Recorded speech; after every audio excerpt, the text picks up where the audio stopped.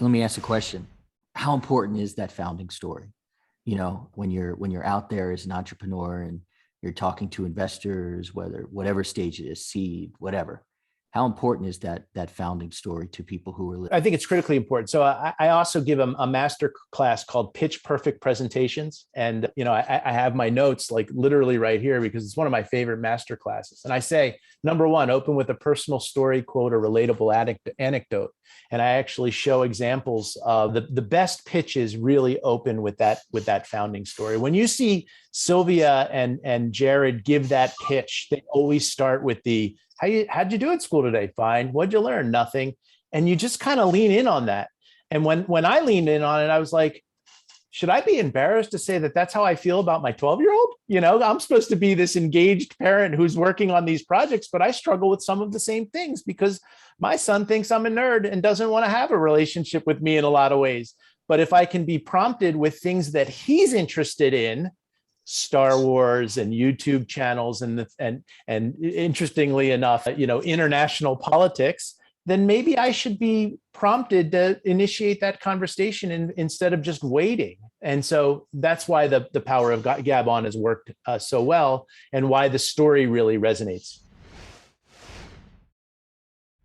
The entrepreneurs that I'm talking to right now, a lot of them are in the enrichment space, and we're talking about being hybrid ready. Do your cohort-based courses in person if possible. Also offer them online to a worldwide audience. And then even if your in-person courses happen to be canceled because of COVID, or, the power goes out in Zeph's case, and the printer doesn't work, you could potentially go online if needed. I'm no therapist or psychologist, John, but do you think that the scratch golfer turned Ironman turned successful entrepreneur has some kind of thread in your body of never giving up?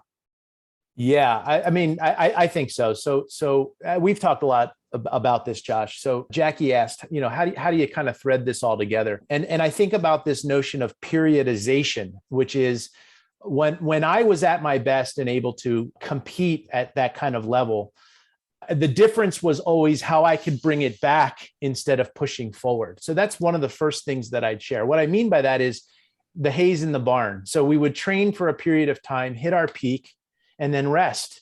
And the growth happened in our rest. Well, bringing that to business, classic agile, classic sprints, go, go, go, go, go, post up through your SDLC, your software development lifecycle, the new build, and then take your team and rest. You can't just go, go, go, go, go, or you'll burn out. In the case of triathlon, you'll get injured.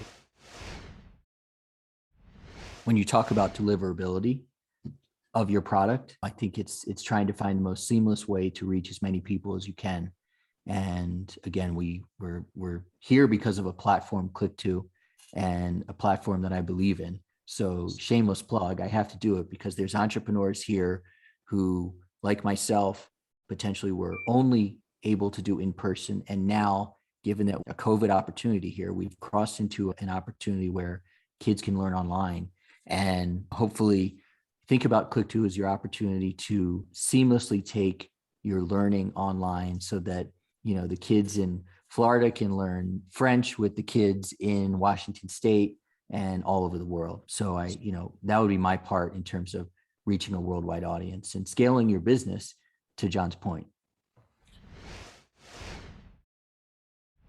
A mentor of mine at one point, told me, don't start building your net and getting to know people when you're in a crisis. Do it long before.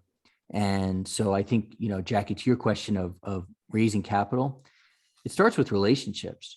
It starts with getting comfortable with your founder's story and the direction you want to go and telling those efficacy stories and building on them and failing, of course, and failing.